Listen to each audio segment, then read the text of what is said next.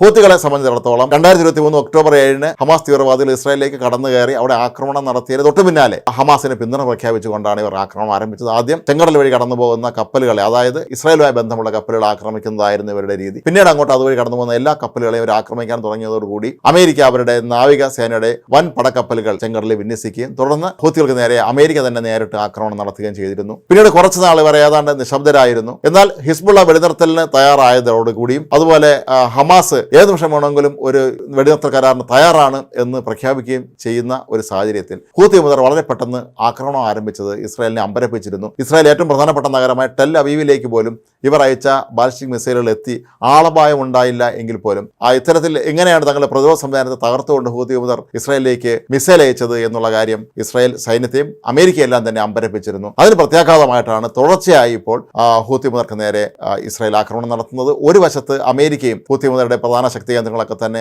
ആക്രമിക്കുന്നുണ്ട്.